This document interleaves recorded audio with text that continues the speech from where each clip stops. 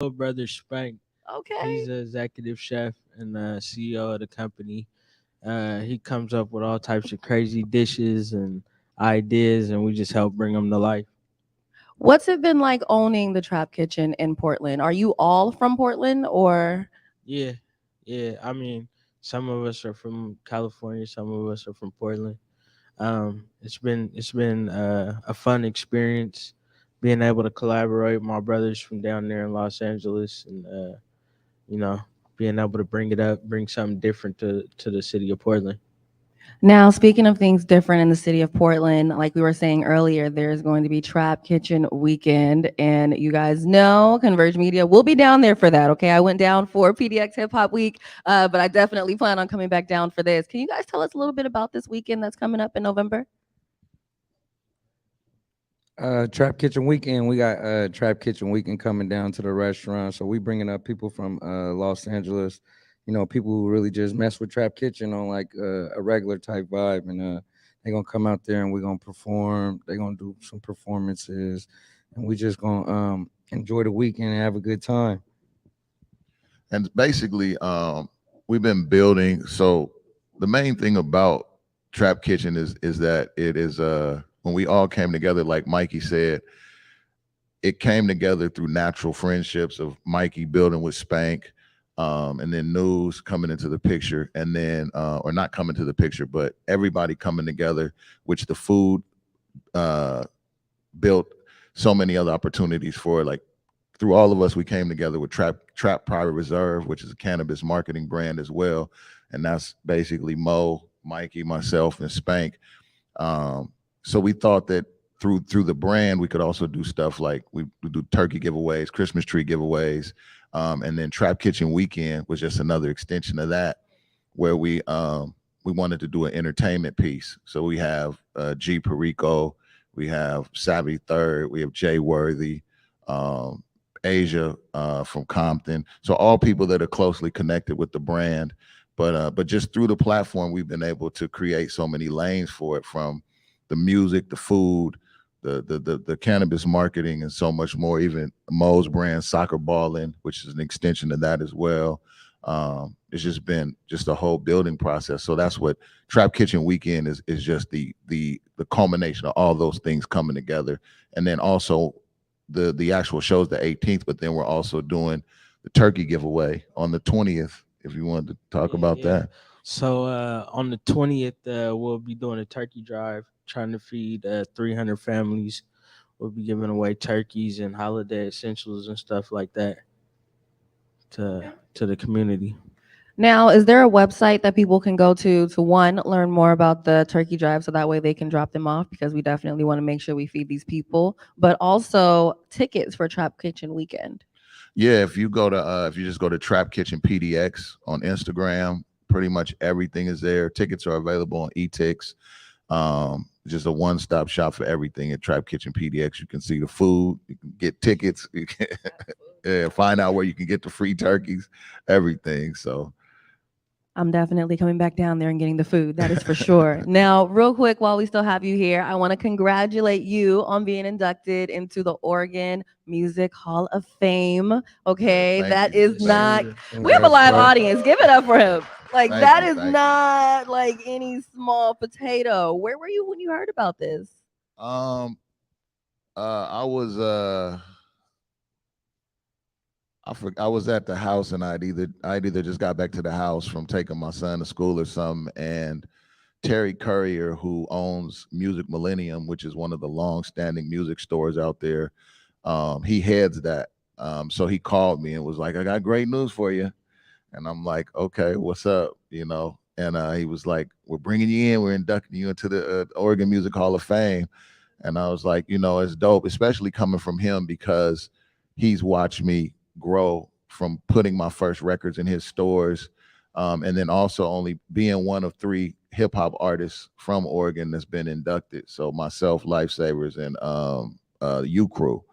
A big shout out to them as well. So it was a great feeling, because all the hard work you put in, sometimes you don't always get all the accolades you want, and so it's a blessing, to feel like my body of work has contributed to that. So I was super happy and excited, and thoroughly blessed. I love it. And you have like what, 30 years in the music game at this point. What Yeah. advice do you have to upcoming artists, especially ones in the PNW, about what they need to do to really get their foot in the door these days? Because it's not the same as it was back when you started. Nah, I think that you got to be way more aggressive and way more proactive in the amount of content you put out. You got to live it every day. There's no because the music and content turns over so fast now. Like you're competing with every Friday. There's so much music hitting Apple Music, Spotify, Tidal, everything else. So for you to fight through that, you have to increase your level of productivity and how much stuff you're putting out there. So I would just say outproduce, outperform, work harder than everyone else out there. And that's the mindset you got to have. Like you got to take more jumpers than everybody else. Do you feel like it's a challenge for hip hop artists in Portland to have a chance to perform? I think a little more than it used to be because there's less venues. There's definitely less venues, less opportunities, especially in terms of all ages crowds and the access to those venues and affordability. So I think that it's a little bit more challenging than it was definitely when we all started making music because we had so many venues that you could go to and rent out yourselves. They were affordable, they were inviting, and now because of business, because of just in terms of staying open with serving liquor, that's a huge part of it. So if you have an all ages crowd, your bar does $200. It's not enough to sustain staying open. So I think that creating more all ages opportunities, more venues that are affordable to the artists would keep that going for the future. That makes a lot of sense. And speaking of artists, you do have the Northwest Breakout Show over on Jammin' 107.5, Yeah. iHeart Family. How do artists get into that? Like, for people that don't know, it's basically what, an hour or 2 hours long on Sunday nights. You 2 play hours. Yeah. hip hop from the area. You bring the artist in. Like, how can they be a part of that? I think the most important thing is having radio edits. You can't complain about getting. I mean, this is the most frustrating thing about even with me doing the show, and this is that we're on mainstream radio. People complain about not having the opportunity to be heard. iHeart Radio and Jammin' 107.5 has given me the ability to support local music in a way that a lot of markets they don't give you that freedom. So being able to play the music, to support the music, to have the artists come on the show. We've done live showcases. We've also given artists the opportunity to open for Boo Bomb, which is an arena show. So just making sure that they get us radio edits, that the stuff is produced quality, and just follow suit of the artists that you listen to from a mainstream perspective, so we can try to help put you in a place where we can support you in the same way. Send the music in. nwbsradio@gmail.com. nwbsradio@gmail.com. And edited. Like, what my biggest pet peeve was when I did my show? People would be like, does it have to be edited? You guys can't edit it for me. I'm like, hold up. I'm giving you a free opportunity to come on here. You want me to edit your music? I know you lying. That's the hardest part. That's the hardest part of it. All right. Well, shoot, Cool Nuts. I got to ask you one thing real quick. What is one misconception of the Portland hip hop scene?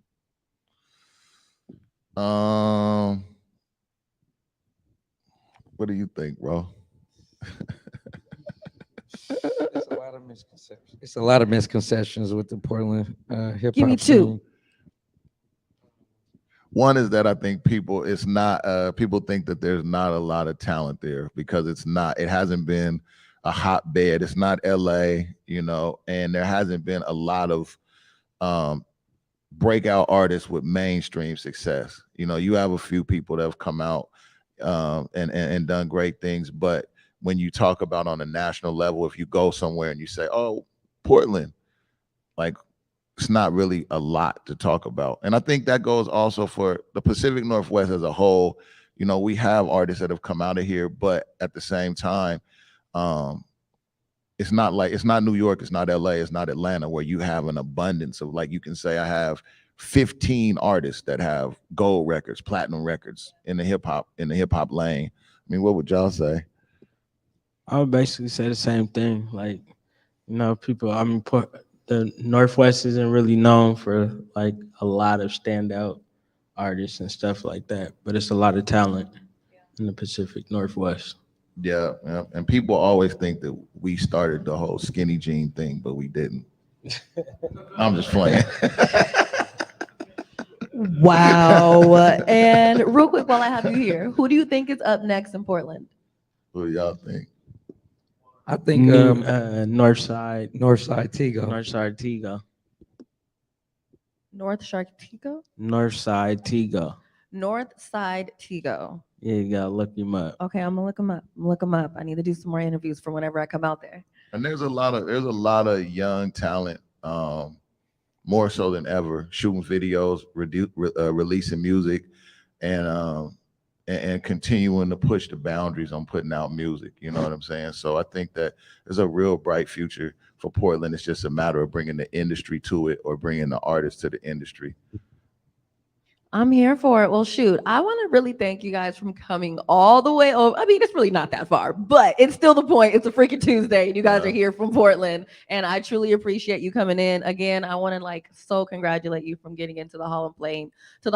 You truly deserve that, and hopefully there will be someone else that will also be able to come in. And Portland hip hop will definitely get that shine they deserve. If you guys go to Portland, make sure you pull up the Trap Kitchen and order. What's the one with all the crab legs? The baller box. Yes, honey. Y'all got to get that and take one to go. All right. Sure. Anywho, you guys, again, thank you for coming. Look, we have so much more coming up. Up next on Rewind with Besa, I have the Factorz. Do we have them here still? Yep, they're here. All right. We got the Factorz coming up next right here on Rewind with Besa. Stay locked. Yeah.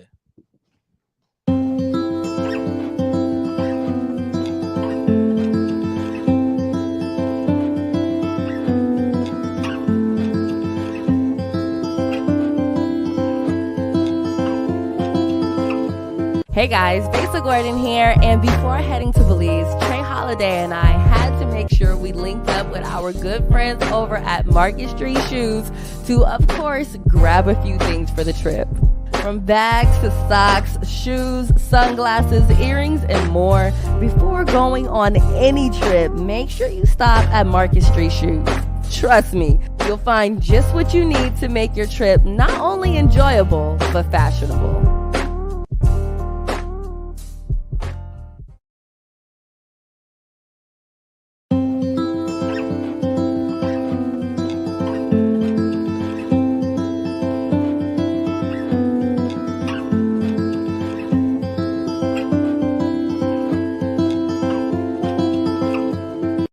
COVID-19 hurt my income, my health, and my family.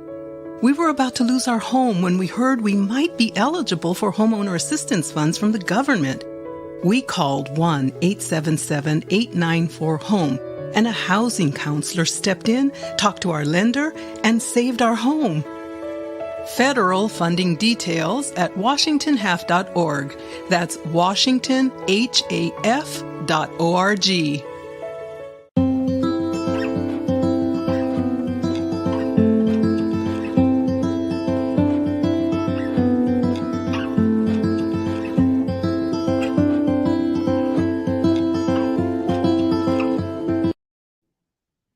Welcome back. Besa Gordon here. Of course, we are still live at the Paramount doing Rewind with Besa. And right now, it is Converge family time, all right? I have the Factorz with me, Ronald and Ronnel Moore. Yes, child, they are both in the room sitting on the couch right about now. How you doing? Nice. Thanks for having us. Of course. You saying this thing like a fetus, it's good that you had us. I appreciate you letting us bless the opportunity that you're giving us, because you've been doing your thing from Q93 to here. I heart all that. Proud of you. Thank you. Very thankful for you having us on this platform. I'm thankful that you guys were able to make it. I was like, okay, I haven't done an interview with you guys. I haven't done an interview with Deaunte. So I was like, this is a great opportunity for me to talk with everyone I haven't been able to talk with. And honestly, I heard it's great, but child, I can go in there at 3 a.m. I cannot come in here at 3 a.m. Don't call me at 3 a.m. No, it's been a great year. Emmy Awards, and then we're in the Paramount.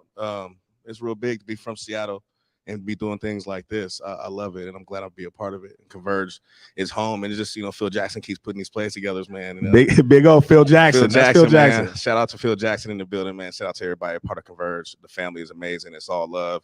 Everybody does their thing, man, and brings a different type of swag and sauce to the situation. Now, real quick, before I start asking you all the city things and being messy, let's get technical. Your show, The Factorz. For anyone that hasn't seen it, tell us a little bit about your show. It's excuse me, sir. Okay, it's one of the oldest shows on Converge. Original individuals, okay? Let's just get out of here. Original individuals. We've been rocking with old for many more years than that, but it's an urban lookout on personal views, political views, local news. We do polls on Facebook where we put up subjects and let people talk about it. So it's kind of more of a interaction between the community and us because we always had ties to community. Matter of fact, shout out to Cool Nutz, not only for getting to the Oregon Hall of Fame, but because my family's also owned a mom and pop store for years. ARS Records. So he used to come all the time. Guy for Earl Davis. So he was younger. So we were able to, see him younger growing up. So it's always been about community and staying connected in any way we can. Now, how do people get on your show? Well, for me and bro, it's kind of like a community thing. It's kind of like having something to offer, not as far as financial or anything. It's about mentally stimulating and also artistically, because what we do is an art expression. So we like to have people on who want to move things, whether it be stuff in the community or it be people doing music, all walks of life. But we have people on that have substance. You got genuinely, you got it. We ain't gonna be like, just come on. Everybody has a story these days, know, and I'm not knocking it, but we want to get tapped in with the things that are relative to different genres, ages, generations, so businesses. We had co-CEO Mar from Sky Blue on, and he talked about his trials and tribulations with foster homes and different things like that. So just different subjects and matters that, reach different aspects, really. I love that. Now, speaking of community things, who runs Seattle nightlife these days? And I'm gonna preface it this way: is it local Black Seattle or transplant Black Seattle? White gentrification Seattle. I would say gentrification runs nightlife. Like this is Seattle. This is tech world. This is legal cannabis that they kept Black people out of. But they don't care about nightlife. And that was evident from, we've been in nightlife. So what was the first club that shut down and turned to a church? Like, it's been politics. Tabellas, was it? So it's been situations where they control the narrative. They like our culture. They enjoy our music. We spend a lot of money. But as far as the people, we've been pushed out. So now it's kind of open in Seattle to where it's a lot of different people doing their thing. But as far as consistency and it's been a run, it hasn't been anyone because a lot of things have turned over. And like you said, the transplants, which they don't like me calling them that, but I'm a Seattleite, so I can't help it. It's habit. I try not to, but I offended someone before by saying that, and I'm like, well, I'm from Seattle, and but go ahead. And I was gonna say, honestly, the twins still run nightlife because my children are out here now. You know how Gucci Mane had kids all over Atlanta, DJs, artists. I have babies everywhere. Look, tell me if I'm lying. It's a point in time that me and bro was doing this. People are copying after you guys. No. Inspiration. I took notes from people. It's influence. Before us, there was a Soul Gorilla. There was a Vibrant. There was Love, C-Spot. So me and Ronnel came in a time where there was nobody doing it. Nobody thought about promoting or hosting events when me and my bro was doing it, and there was a gap in our age range for about 10 years where it was just us. So that's, it's funny saying it, but then also, you guys had to look and see something to say I could do this or I want to pursue this, because we did the same thing with other people. We had the following, but cultivating into a party event or anything is different, and having the attention and the respect too. Yeah, and I think that's the problem with a lot of people today. Kudos to you because you put in the groundwork, the footwork. A lot of people believe followers translate to money, or followers translate to your event going great. You can have 10,000 followers and not 20 people come to your event. You have to be in. I've had great events with thousands. I've had events where nobody come. You know what I'm saying? It happens. But to really be, I feel, embedded in the game, you have to have a connection with the community, with the people. You know what I'm saying? On a molecular level, like closely. You know what I'm saying? Not from afar like everybody else. The internet really made some things great, but also change some things. And also getting back to your question, it's kind of like the venues right now. The venues running nightlife. It's who's letting who do what. It's who accepted of what. So oh man, it's politics. It's it's politics everywhere. So It's always been that way, technically. now it's a little worse with tech money, with having renovated and newer venues. We get a lot of restaurant by day, club by nights. The places that are considered clubs, we don't have a lot of access to. That's why we talk about the transplants a lot, because they do. And they don't come say, hey, who's from Seattle doing their thing? They're like, hey, I got it. Come see me. Yeah. And there's sometimes it's cool. And sometimes you got to pay homage to what come and who comes before you. I think the whole culture in Seattle, not even nightlife, is transplants and gentrification and new money coming in. Because there's a club downtown in Pioneer Square where the owner knows nothing about club business. He just bought it because he think it'll be a lucrative business. There's a few dispensaries where the owners are doctors and lawyers. They know nothing about the industry, have no ties to it. They just have the money to buy have it. the money, Exactly. So it's really who has the money for the real estate. It's all about having spaces. What Y King, shout out to Y King, was talking about spaces. We need our own spaces to create, just like Converge Media, I love that. Now, you guys, in terms of the spaces that we do have right now, people are always asking me, what do I do on the weekend? I always give out my 2 cents, but where do you guys recommend people go on like a Friday and Saturday whenever they're out here? I think it depends on the vibes. I think it depends on who you are. There's Latin nights, there's reggaeton nights. It depends on what you want to do. There's comedy shows, from downtown Seattle to Nate Jackson Theater in Tacoma. So I think it depends on who you are. And also people have to be more outgoing. Everything's not going to come to you. You might have, there might be a crazy event you don't know about.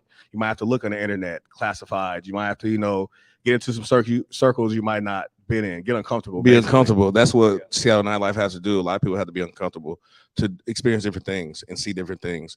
Even with us, we did it for so long to where we get in the groove of like, this is who we're around this. And no, we still got other places to step out into, other places to see. When we think there's nothing going on here Tuesday, there's some down south that's jumping. I literally went to it's called a Martin Canteen, I want to say. It's in Tacoma. Marcos Canteen. It's in Tacoma. And they have, I'm talking about, you feel like you're down south. They have a great Taco Tuesday, but it turns into, it turns into a up all night show backyard.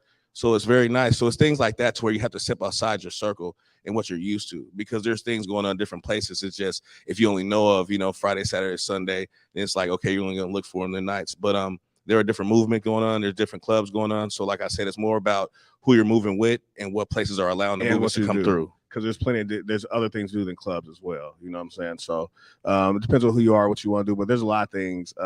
Sometimes, I'm not gonna lie, I get on Groupon sometimes and just see what there is, because there's stuff you would never know is here. So many people, there's so many things we overlook. There's matter of fact, shout out to Taz Petro. He brought Sauce Walker for his birthday, and it was crazy because Sauce Walker was here for like 2 or 3 weeks, and he's an artist from Texas, and he was here doing everything that Washingtonians should do, and everybody's like, he looked like he's having fun. And there were the same people who were like, there's nothing to do. Yeah, everybody's complaining about doing stuff here. You see a celebrity from out of town come have fun. Yeah, Now you're like, like, it's so fun. He's having a great time. I'm like, I live my life just fine out here. You guys just don't know what to do. Yeah, Like, that's so- your problem. For sure. And they got to come to Besa's Mixers too, because I be in there having so much fun. Yeah. Oh, it's a See, good time. and that's one thing. Shout out When to you they for caught that creating. little video of you doing a little hop skip Oh to man, the Drew Hill, that went like, viral. You didn't know how that went the hell viral? is that? I was like, where was I at? That's during viral on this moment? TikTok. You know what I'm saying? Drew Hill came on, tell me what you want. Everybody started hopping. It was a good moment, but your mixers have been great, and it's been organic. Thank I've you. met people from Memphis. I met people from different places, so it's connecting dots that need to be connected, because there are Black people who are here who are not from here that want to meet us, that didn't know we even existed. So your mixer is definitely a great, especially on the two. Was it the second week of every month? It's supposed to be the third Tuesday of every single month. Oh, you're getting And- technical. Well, it's just because that way when people are like, when's the next one? I don't know the date of the month that it's The going third to be. I Tuesday, just be know it's there. the third Tuesday. Grab your phone, you'll be able to find it. But I need to bring them back, to be honest. I haven't done one in about 2 months. And at this point, I've gotten asked about it so many times that I'm like, okay, I will figure something out for November. Well, also now you haven't done it in 2 months, but also you've been on go. You've been on a mission. You've been here and there. You've been everywhere. So it's not like you just ain't been doing nothing. Well, that's fair. I'm glad it's noticed. While I still have you guys here, what is one misconception of each of you? About ourselves? Yeah. So like, what would you say your misconception about yourself is? From how other people perceive me? Mhm. I would say that I'm mean. Really? Yeah, if I'm not smiling, they say I look like I don't want to be. I like bothered. long walks by the water and reading books underneath a nice shade. I like poetry. I think that I look mean. I'm a very nice person, cool person. I think because when I'm straight faced, people are like, you need to smile more, and I do smile, I laugh, but when they see me, it's like, oh, he's unapproachable, So I think that's one thing, just from appearance. There's other things too, but I think just from appearance and looking at me, that's one. For me, it would be that people think that me and Ronald were born famous or rich or something. It's not it. Like, we're just community. We are kids that made a home outside. Unfortunately, not having a tight home base, it created a family outside. So we're studying, and we're a case of blood never being thicker than water. So a lot of people have it confused. You guys know everybody. You got to do this, do that. It's like, no, it's not about what we was born. It's what we created. We made that happen out the mud. A lot of people we know and love us to call us family isn't blood, but it don't make them that we're not family. So that's why I think a lot of people confuse is what they see as far as exciting, popular, or trendy. You don't really know what it took to get there. Behind it, the sacrifice behind it.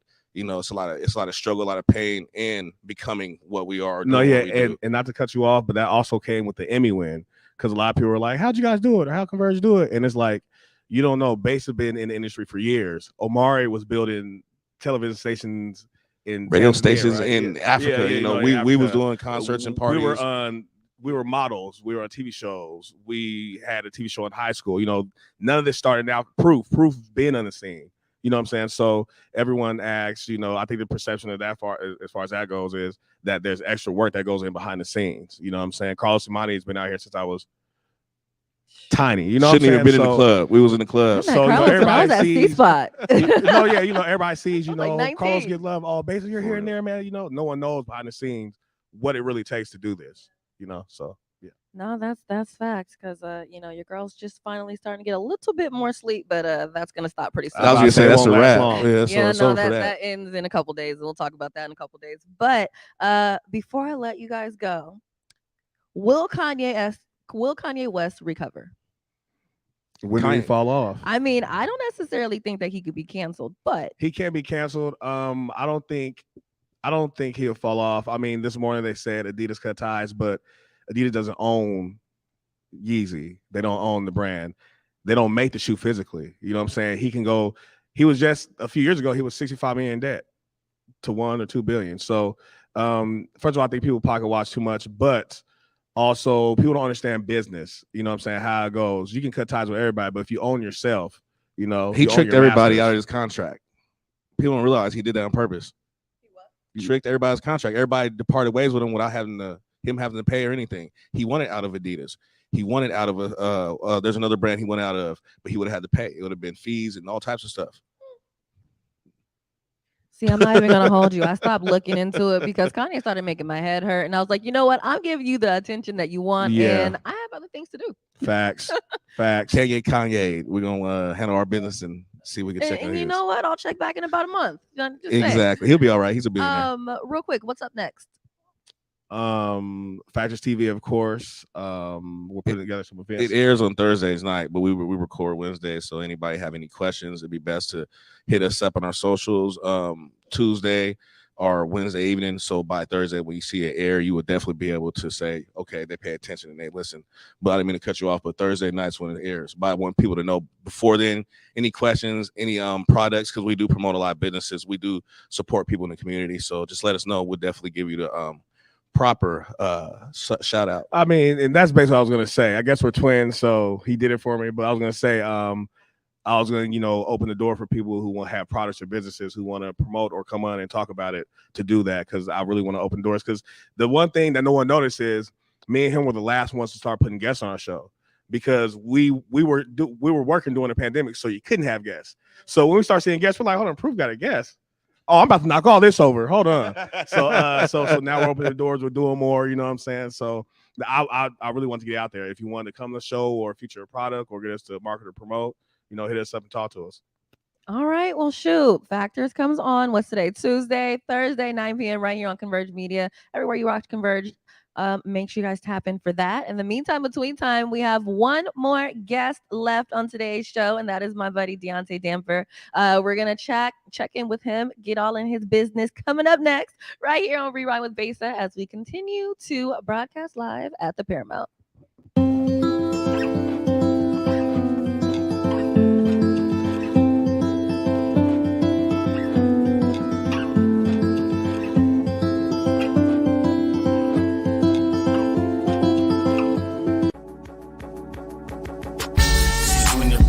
That's a Mobby pass. More shots than karate class. I can hear the blues when the shotty blast. The whole block blowing horns, that's that Jackson jazz. Swinging blue notes, that's a Mobby pass. More shots than karate class. I can hear the blues when the shotty blast. The whole block blowing horns, that's that Jackson jazz. I told you guys, man, we coming with it, man. We nonstop. COVID-19 hurt my income, my health, and my family.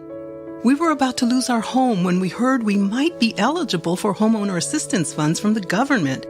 We called 1-877-894-HOME, and a housing counselor stepped in, talked to our lender, and saved our home. Federal funding details at washingtonhalf.org. That's washingtonhaf.org.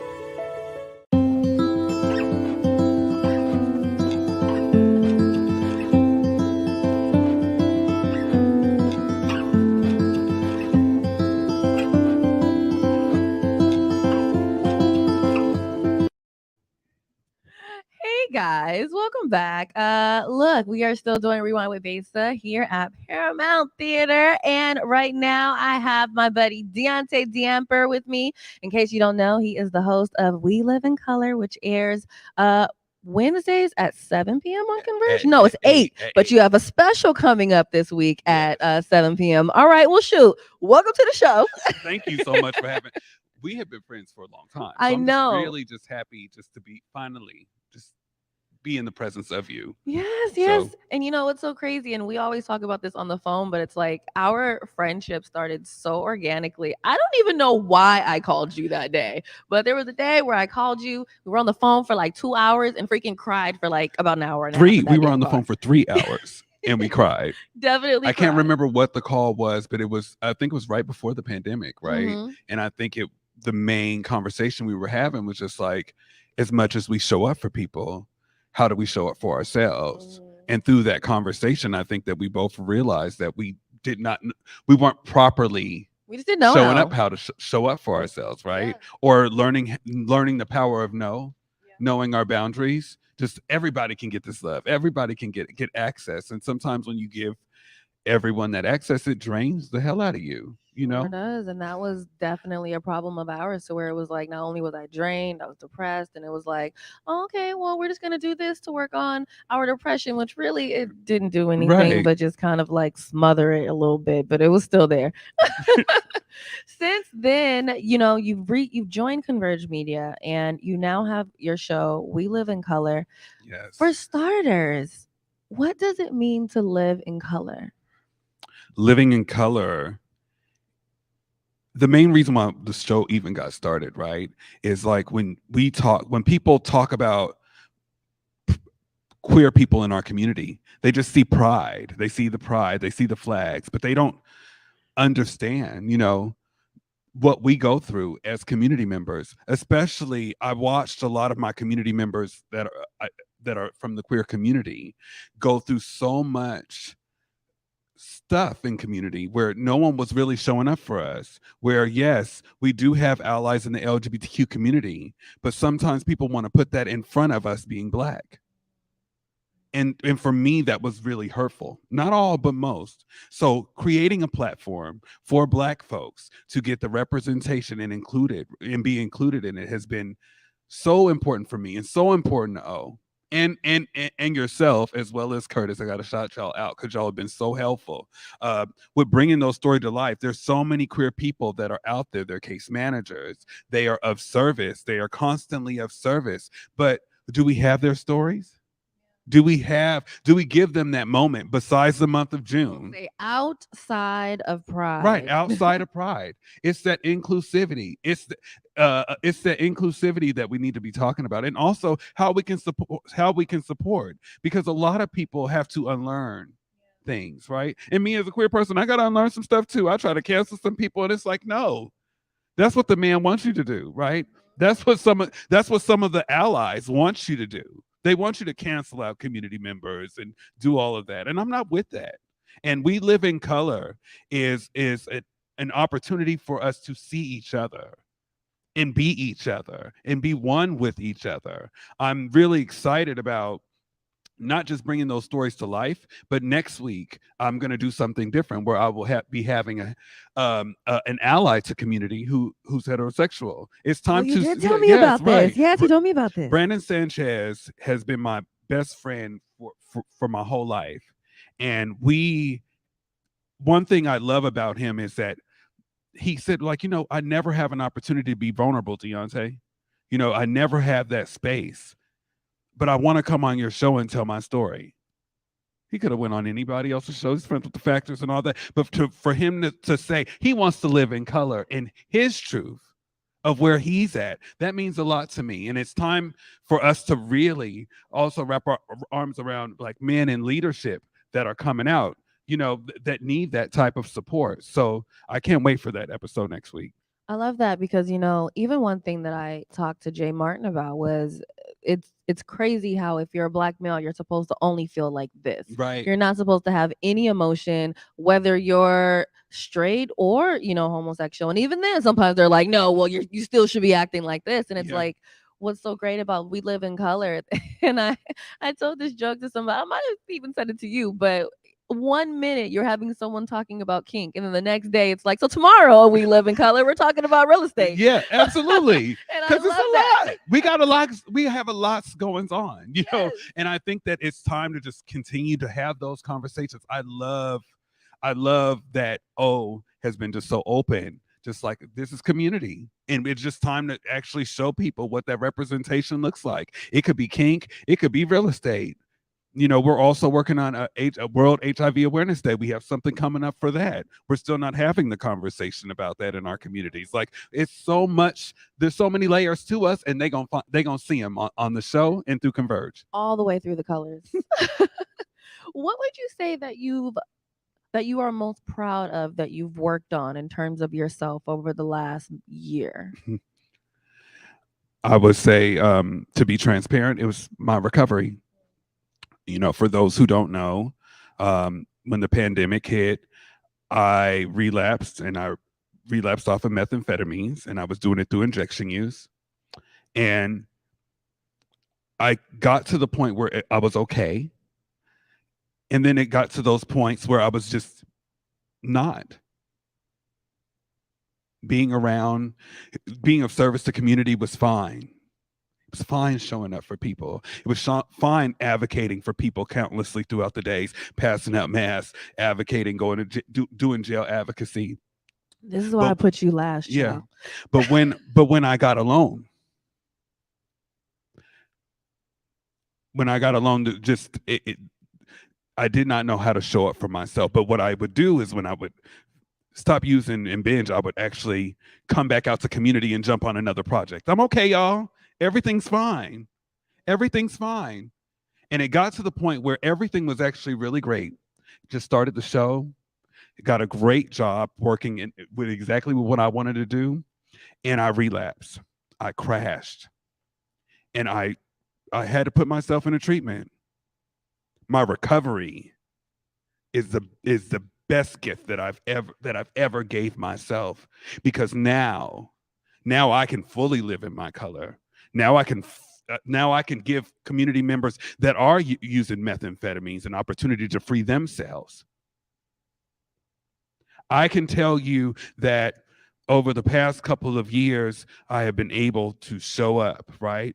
But now, in my space of recovery, I'm going to show up and show the hell off.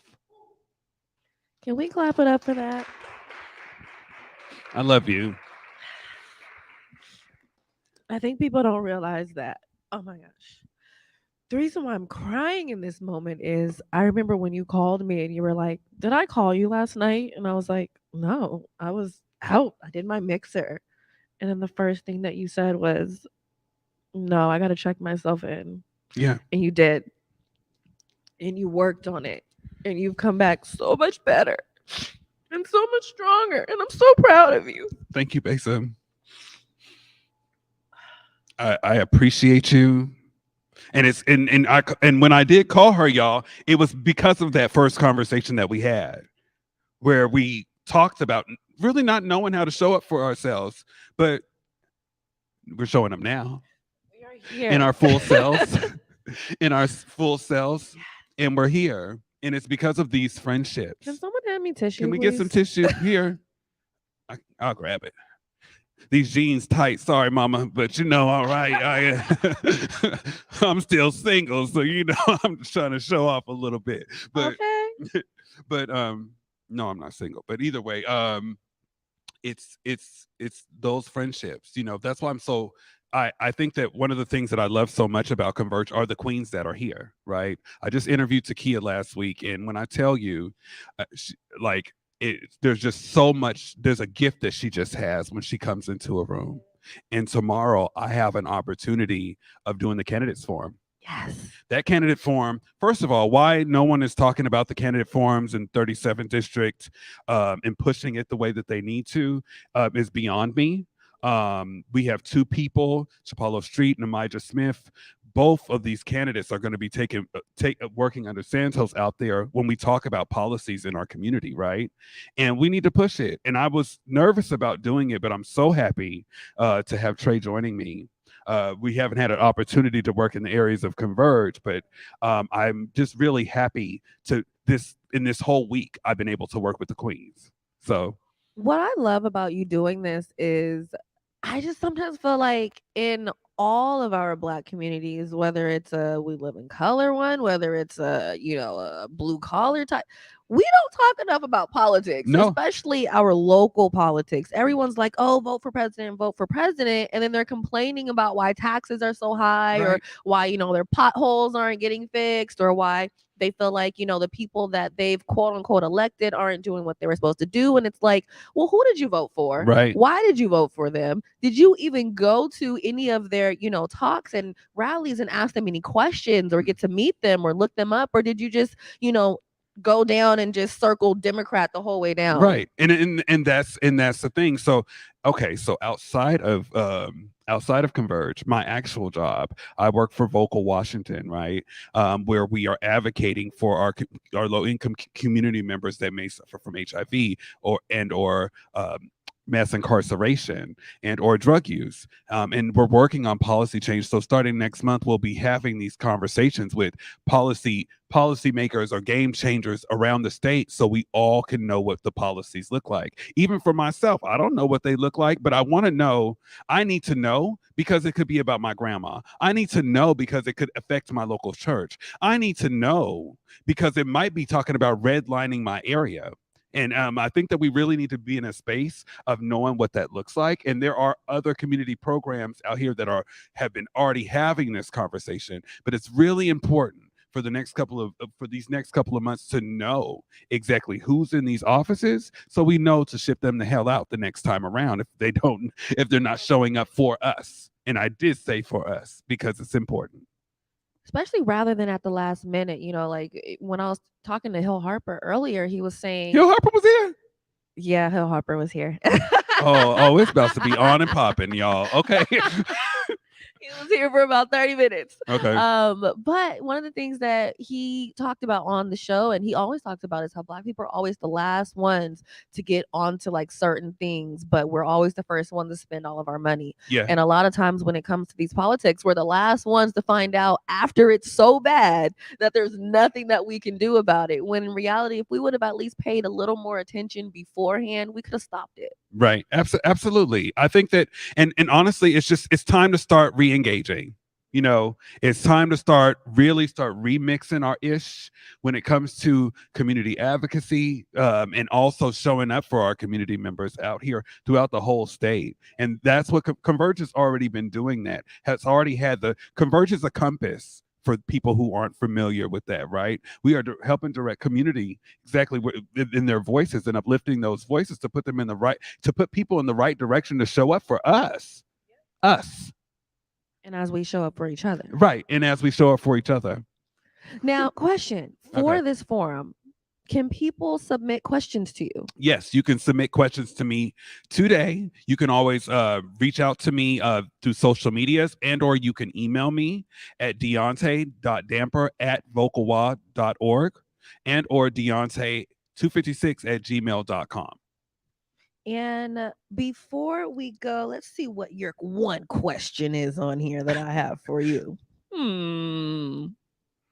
I know what it'll be. What would Deaunte tell his 7-year-old self? I would tell 7-year-old Deaunte that you're going to be okay.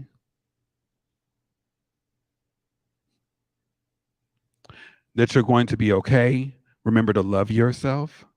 Remember to love yourself. Remember to be in love with yourself. Remember that you have a family that loves you. Remember that you have a community that will show up for you. And remember to continue to be your compass. It's so funny. I know I wasn't going to say this before, but my 11-year-old self, my first job that I had, I was dancing here in the Paramount Theatre. I mean, I don't got rhythm now, but I used to do ballet, and I was a part of an ensemble here when they played Showboat here. So it is very funny how the turnaround is, because that younger self is sitting here today.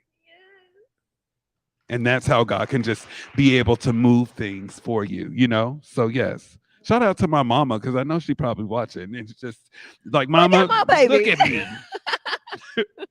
Well, you know what? I want to thank you so much for sitting with me, letting me ugly cry on camera from the first time. And that is why I put your ass last. Okay. Because I knew that was going to happen, child.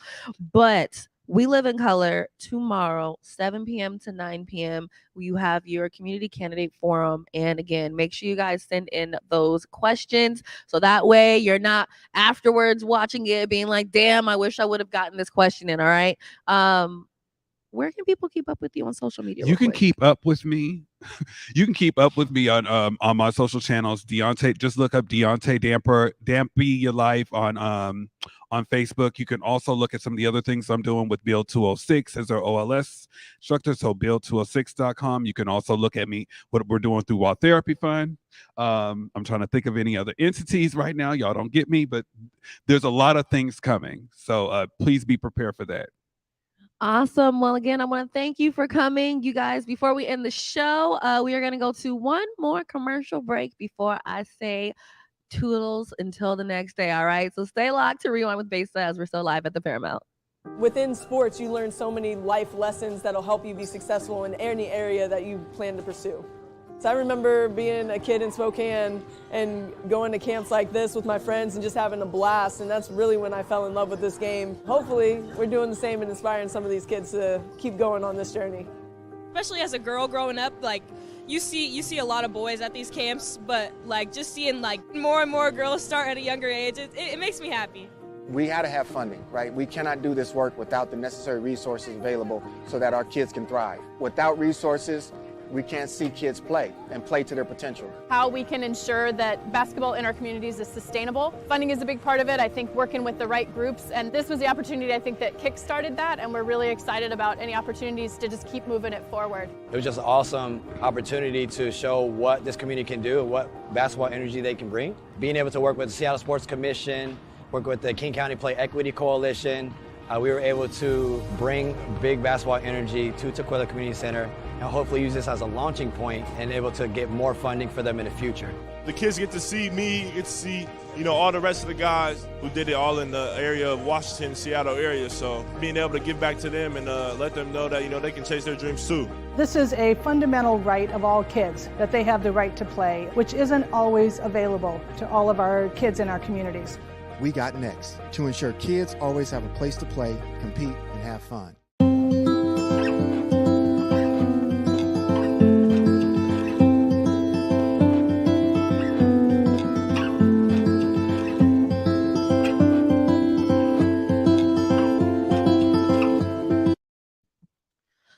got a little sappy, but you know what? I think that's important. I think it's important for you guys to know that Besa does cry. Besa does have, different issues. And, we talk about them sometimes on the rewind, but I've cried enough today. So we're going to save that for another episode. So with that being said, I want to thank you guys for doing this live at the Paramount Journey with me. You guys know I do not do things very live often. I'm usually like a semi-live type of situation, but this was different and I actually enjoyed it. So with that being said, until next time, look, I have an interview coming up with Hill Harper. I want to say that will drop Wednesday or Thursday. I also have an interview with JC from the OVT Network. Yes, he is here in Seattle. He came all the way out here from Atlanta. And that's also going to drop either Wednesday or Thursday. Basically, I have to figure out which one I'm going to drop where. Either hoodles, I want to thank STG for allowing Converge Media to come in. I want to thank Omari for allowing me to do my show on here. Last time I was here, I was on the morning update show. Child, this time I rolled up and my own damn name was on the freaking marquee. So that is a moment and definitely a goal of mine and one of those things that I've always imagined. And I'm like, okay, maybe this whole manifestation thing does actually work when you write it down and actually put in the work for it. You feel me?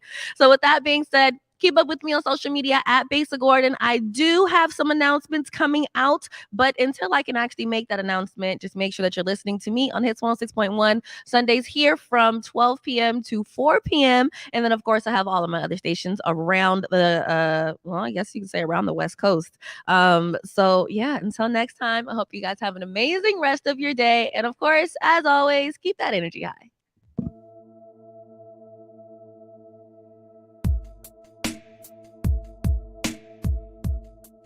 Converge Media produces culturally relevant content for Black and urban audiences.